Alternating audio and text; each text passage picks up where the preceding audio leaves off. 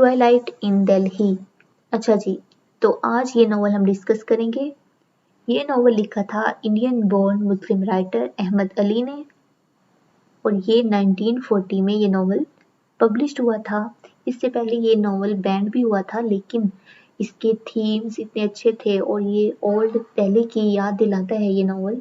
ठीक है, हिस्टोरिकल ये नॉवल था और पोस्ट कॉलोनियल और हिस्टोरिकल ये नॉवल है, जिसकी वजह से इसको बहुत पजीराई मिली थी और ये पब्लिश्ड किया गया था 1940 में।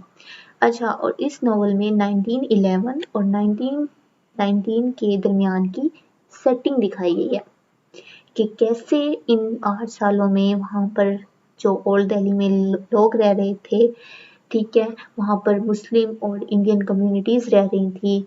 वहाँ पर ब्रिटिशर्स आए, अपनी कॉलोनीज बनाई, उन पर हुकूमत की और उनके कल्चर को, उनकी सिविलाइजेशन को, वहाँ पे रहने वाले इंडियंस की, मुस्लिम्स की सिविलाइजेशन को टोटली इन्होंने तबाह बर्बाद कर दिया। बेसिकली ये वहाँ की जो मुस्लिम कम्युनिटी है, मुस्लिम इंडियन कम्युनिटीज़ हैं, उनकी डिके को, उनके डिक्लाइन को ये नॉवल इंडिकेट करता है। अहमद अली ने बड़े ही खूबसूरती से हमें ये सारी बातें, ये ओल्ड दिल्ली में जो हुआ था, इस नॉवल में डिस्कस किया है। उसके अलावा ये सिंबलिज्म पर बेस करता है। ठीक है, अगर हम कहें कि इस नॉवल का सिंबलिज्म जो है, इस नॉवल की बेसिक फैक्टर है, मेन फैक्टर है, तो ये गलत ना होगा। और ये स्टोरी एक Mughal family, Mughal Muslim family के इर्द गिर्द जो है ये घूमती है, उसके डिक्लाइन को शो करती है। ना सिर्फ उसके डिक्लाइन को, बल्कि वहाँ पर जो इंडियन मुस्लिम कम्युनिटीज़ रह रही थी ओल्ड दिल्ली की, ठीक है, ओल्ड दिल्ली के लोगों की तबाही को, उनके डिक्लाइन को शो करता है। अब हम ये स्टोरी शुरू कर लेते हैं। ये स्टोरी शुरू होती है एक हॉट समर इवनिंग से कि वहाँ पर जो मेन कैरेक्टर हैं मिस्टर निहाल और उसके बेटे असगर, सॉरी हाँ, मैं ये यहाँ पे ये कहना चाहूँगी कि जो मेन कैरेक्टर हैं इसमें मिस्टर निहाल और उनके बेटे जो हैं असगर, ये मेन कैरेक्टर हैं। इनके इर्द गिर्द ही ये पूरी स्टोरी घूमती है। ठीक है, लास्ट से लेकर एंड तक हमें सिर्फ ये लोग ज़्यादा प्रोमिनेंट हैं इस स्टोरी में, ये लोग ज़्यादा प्रोमिनेंट दिखाए गए हैं। अच्छा, तो स्टोरी शुरू करते हैं कि हॉट समर इवनिंग है, मिस्टर निहाल घर आते हैं। उनकी वाइफ जो है बेगम निहाल, वो सोई हुई होती हैं और वो उनसे बात करना चाह रहा होता है इससे, अपनी बेगम से, अपने बच्चों की शादी के बारे में। तो डिसाइड ये होता है कि जो असगर है ना, वो बड़ा हो चुका है, असगर की शादी पहले कर दी जाए।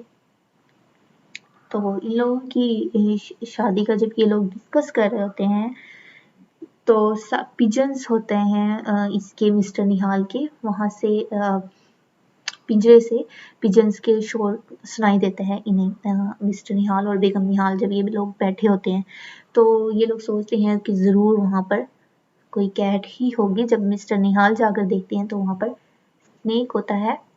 ठीक है, और वो जाकर मिस्टर निहाल जाकर उस स्नेक को मार देता है और वापस आता है। तो वहाँ असगर जो है वो घर में एंटर हो रहा होता है और उसने बूट्स पहने होते हैं, इंग्लिश बूट्स, जिसको देखकर जो वो हैं मिस्टर निहाल, इनको बहुत ज़्यादा गुस्सा आता है और वो कहते हैं कि मैंने कितनी बार मना किया है कि ये इंग्लिश बूट्स और ये ड्रेसिंग ना किया करो।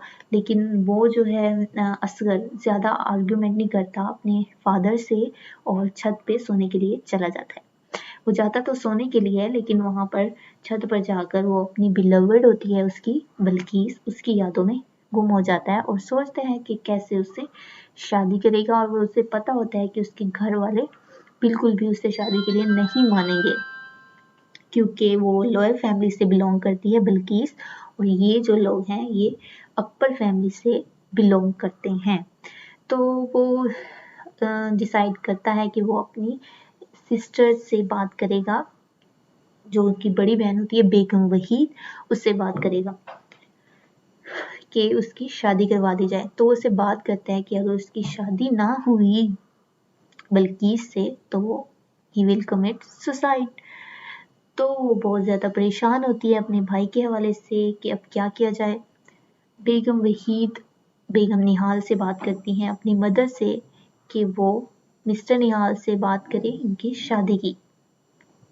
बेगम निहाल जो है वो कहती है कि वो लोअर फैमिली से बिलोंग करती है। मिस्टर निहाल तो नहीं मानेंगे, लेकिन बेगम वहीद कहती है कि वो अपने बेटे को हर्ट ना करे और बात मान लें उसकी, ठीक है, और इसकी शादी कर दें। तो बेगम निहाल मिस्टर निहाल से बात करती हैं, लेकिन मिस्टर निहाल को गुस्सा आ जाता है और कहता है कि ये जो है ना, ये लड़का हमारी फैमिली की रेपुटेशन को ख़राब कर देगा, ठीक है, और गुस्से में घर से चला जाता है। तो दिलचैन होती है सर्वेंट, बेगम निहाल की सर्वेंट होती है, वो जाके क्या करती है, बेगम निहाल की सिस्टर इन लॉ होती है बेगम जमाल, उसको जाके सारा वाक़या बता देती है। अब बेगम जमाल बहुत हेल्पफुल होती हैं, वो बात करती हैं बेगम निहाल से और कहती हैं कि परेशान होने की ज़रूरत नहीं है, ठीक है, हम लोग इसकी शादी बगैर इसके जो है, इसकी शादी बगैर मतलब मिस्टर निहाल ना भी माने, हम इसकी शादी कर सकते हैं असगर की। असगर भी ये सुन के सॉरी, हम इनकी शादी कर लेंगे खुद। तो असगर क्या होता है, दूसरी तरफ हमें दिखाया जाता है असगर जो है वो अपनी मिस्ट्रेस होती है मुश्तरी बाई, उससे मिलने के लिए चला जाता है। मुश्तरी बाई को ना ये तवाइफ है, ठीक है, ये इससे मिलने के लिए पहले भी जाता होता था, ठीक है, ये वहाँ पर चला जाता है।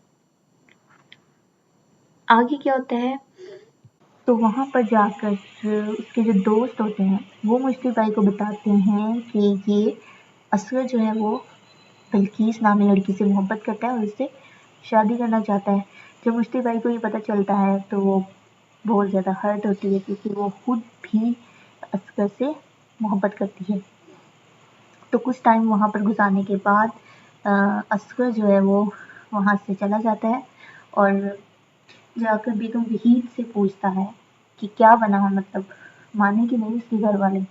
तो वो कहती है कि उसके घर वाले मान जाएंगे, ठीक है, बल्कि इससे शादी के लिए, लेकिन वो सजेस्ट करती है उसको, असगर को, कि कुछ दिनों के लिए वो उसके साथ भोपाल चले और वहाँ पर वहाँ पर कुछ दिन उसके साथ स्पेंड करे, ठीक है, आखिर और फिर उसकी शादी जो है वो बल्कि से हो जाएगी, ठीक है, उसको थोड़ा बहुत दिलासा देती है।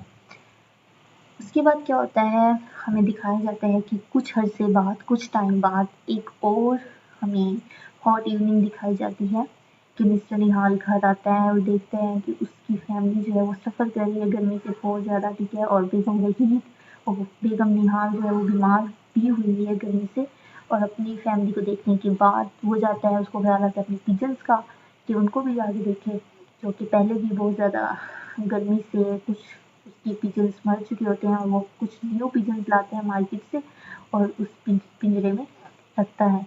अभी वो जब उन पिंजरे को देख रहा होता है, उन पिजन्स को देख रहा होता है, कि वहाँ पर क्या होता है, सर्वेंट आता है उसका और वो बताता है कि जो बब्बन जान है वो मरने वाली है, उनकी तबीयत बहुत ज़्यादा ख़राब है। बब्बन जान कौन है, ये एक और तवाइफ है जिससे उसका के साथ वो रिलेशनशिप में होता है मिस्टर निहाल।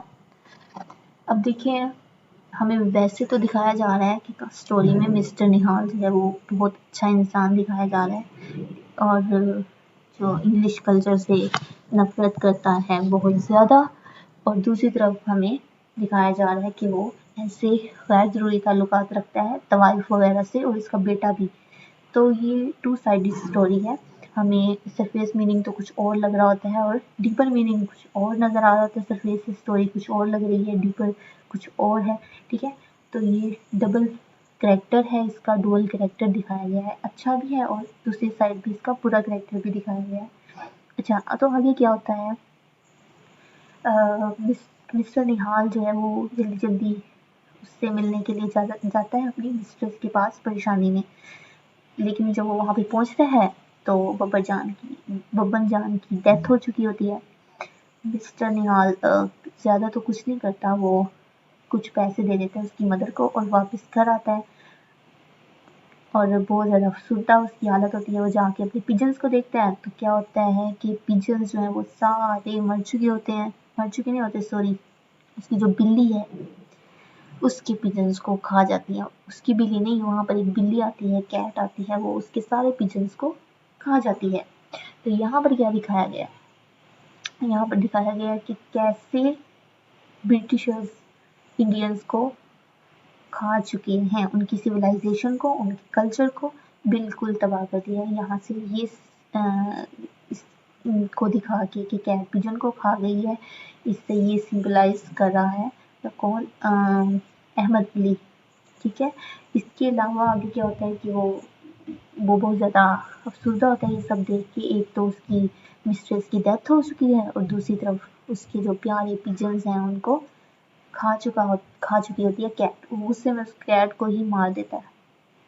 उसकी बाद क्या होता है, उसके बाद वो बहुत ज़्यादा मतलब अफसुर्दा है, वो टेंशन में है, तो वो सोचता है कि अब वो अपनी जो उसकी जिम्मेदारी हैं उससे रिटायरमेंट ले लेगा और सारी सोचता है वो असगर को कह देगा कि वो सारे डिसीजन खुद करे, अब शादी करना चाहता है करे, जो करना है करे, अब वो जिम्मेदारी नहीं संभाल सकता। तो रिटायरमेंट के बाद वो क्या करता है, अपनी जिम्मेदारी से रिटायर्ड होने के बाद मिस्टर निहाल क्या करता है, अल्केमी को पढ़ना शुरू कर देता है और मेडिसिन जो उसकी ओल्ड हॉबी है उसकी तरफ चला जाता है और वो मेडिसिन बनाना शुरू करता है। इस टाइम पीरियड पर जो इंडिया में एक कोरोनेशन होने जा रही होती है, उस कोरोनेशन में किंग जॉर्ज 5 उसकी ताजपोशी होने जा रही होती है, जो कि ब्रिटिश से ताल्लुक़ रखता है, ठीक है। और वहाँ का और दिल्ली में किंग बनने जा रहा होता है मुस्लिम्स और इंडियंस का। तो मिस्टर निहाल अपने बेटे हबीबुद्दीन और अपनी बेगम के साथ और दूसरे फैमिली के साथ वहाँ पर जाता है, फैमिली मेम्बर्स के साथ उस कोरोनेशन को देखने जाता है। इस दौरान कोरोनेशन के दौरान ताजपोशी के दौरान उसको ओल्ड मेमोरीज सारी याद आती हैं 1857 की, कि कैसे ब्रिटिशर्स उन पर कॉलोनाइज हो गए, ठीक है, कैसे उन्होंने ब्रिटिशर ने कब्जा किया था और उस वक्त जो ब्लड शेडिंग हुई थी, वायलेंस हुआ था, ठीक है, सब उसको याद आना शुरू हो जाता है और उसकी तबीयत अच्छा फील नहीं करता और वहाँ से वो तबीयत खराब होना शुरू हो जाती है और वो वहाँ से उठ के चला जाता है। फिर आगे क्या होता है, वो जब जा रहा होता है रास्ते में उसे एक बैगर मिलता है जो कि एक रॉयल मुस्लिम फैमिली से बिलोंग करता था। ब्रिटिशर्स के कब्जा करने से पहले, वहाँ पर हुकूमत करने से पहले और दिल्ली में वो एक रॉयल फैमिली से बिलोंग करता था, लेकिन अब वो इतना गरीब हो चुका है कि वो मांगने पर मजबूर हो गया। उसको बहुत ज़्यादा पिटी फील होती है और वो वहाँ से उसको कुछ पैसे देने के बाद वो अपने घर की तरफ चला जाता है। आगे क्या दिखाया जाता है कि आगे ये दिखाया जाता है कि असगर और बिल्किस की शादी हो रही होती है, ठीक है, उनकी तकरीब, शादी की तकरीब होने वाली होती है और इस तकरीब में जो बिल्किस की फैमिली है वो असगर की फैमिली को के साथ अच्छा ट्रीट नहीं करती, ठीक है, उनको इंसल्ट करती है।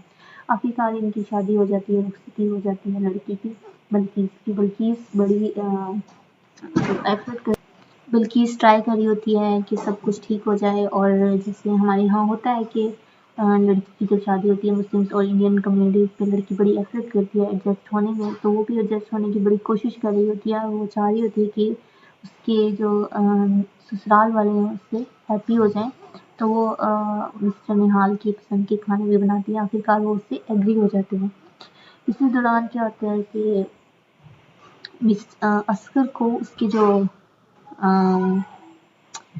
उसका जो बिल्किस के वालिद हैं वो उसको जॉब दिलवा देते हैं, ठीक है। जब जॉब दिलवा देते हैं तो वो लोग अलग अपने घर में शिफ्ट हो जाते हैं और अपने घर में ये इंग्लिश आइटम्स रखते हैं और परवाह नहीं करते किसी की भी कि कोई इनके बारे में क्या सोचेगा, ठीक है।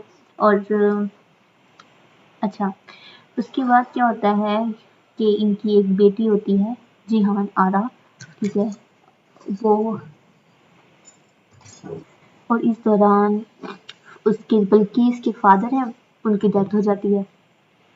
बल्कीस इससे डिप्रेशन में चली जाती है और जब वो डिप्रेशन में चली जाती है तो दूसरी तरफ जो उसका असगर है वो उसकी केयर करना बिल्कुल ख़त्म कर देता है और उससे वो चेंज हो जाता है बिल्कुल ही। और क्योंकि उसके लिए बल्कीस के लिए उसके दिल में कोई मोहब्बत नहीं रही। इसी दौरान ट्यूबरक्लोसिस हो जाता है इसको, बल्कीस को। वो और ज़्यादा बीमार हो जाती है और ट्यूबरक्लोसिस हो जाता है टाइम गुजरने के साथ साथ और फिर उसकी डेथ हो जाती है। और अब अकेला असगर रह जाता है अपनी बेटी की परवरिश करने के लिए। तो इस दौरान जो उसकी सिस्टर होती है, बल्कीस की यंगर सिस्टर ज़ोहरा, वो उसकी हेल्प करती है असगर की उसकी परवरिश में। असगर को उससे ज़ोहरा से मोहब्बत होना शुरू हो जाती है। ठीक है, मोहब्बत हो जाती है और पहले तो असगर को ही होती है लेकिन बाद में ज़ोहरा को भी उससे अटैचमेंट हो जाती है। पहले तो वो इस रिलेशनशिप को सीक्रेट रखते हैं लेकिन बाद में असगर अपनी फैमिली से बात कर लेता है कि वो शादी करना चाहता है ज़ोहरा से। उसकी फैमिली मान जाती है लेकिन अब यहाँ लेकिन ज़ोहरा की असगर की फैमिली बात करती बजाय इसकी कि बेगम बल्कीस की ज़ोहरा की फैमिली से बात करती। उससे पहले जो बेगम जमाल हैं वो ज़ोहरा की मदर को सब बता देती हैं कि कैसे असगर ने मिसट्रीट किया था बल्कीस के साथ। ठीक है, उसको बिल्कुल भी उसकी केयर नहीं की और इसकी वजह से, इसकी केयरलेसनेस की वजह से वो बेचारी मर गई। तो वहाँ से उसकी जो ज़ोहरा है वहाँ उसकी मदर इनकार कर देती है इस रिश्ते से। और दूसरी तरफ हम देखते हैं कि मिस्टर निहाल को जो है वो पैरालिसिस हो जाता है और वो बिल्कुल ही बेड से लग जाता है। और जो हबीबुद्दीन है उसके यंगर ब्रदर बड़ा भाई जो है उसका असगर का, उसकी वो बीमार हो जाता है और उसकी डेथ हो जाती है। इसकी फ्यूनरल से फारिग होकर जब ये इसकी डेथ हो जाती है और दूसरी तरफ ये ज़ोहरा है उसकी शादी हो रही होती है और उस शादी से पहले वो एक लेटर लिखकर भेजती है इसको असगर को। लेकिन असगर जो है वो उस वक्त लेटर पढ़ नहीं पाता। फ्यूनरल के बाद वो लेटर पढ़ता है तो उसको बहुत ज़्यादा अफसोस होता है। उसने लिखा हुआ होता है उसमें कि उसकी शादी होने वाली है लेकिन वो उससे मोहब्बत करती है असगर से।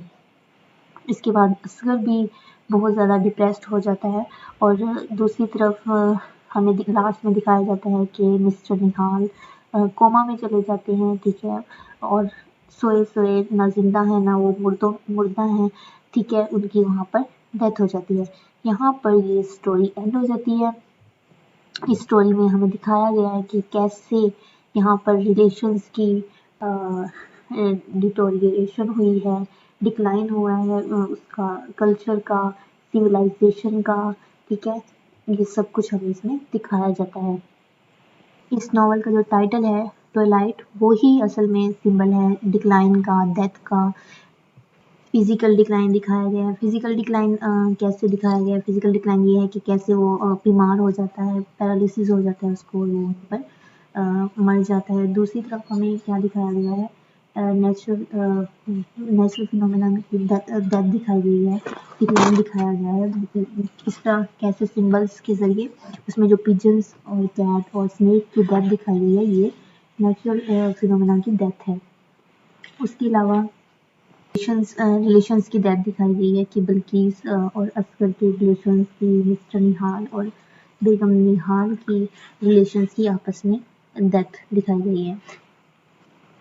तो ये सारा नॉवल बेस्ड करता है डिक्लाइन पे, डेथ पे, डिटोरिएशन ऑफ कल्चर की, रिलीजियस की और इकोनॉमिक्स की, सब चीज़ों की, कि कैसे वहाँ पर ब्रिटिशर्स आए और उनको वहाँ पे रहने वाले ओल्ड दिल्ली के रहने वाले लोगों को तबाह बर्बाद कर दिया, उनके कल्चर को बिल्कुल डिटोरिएट कर दिया।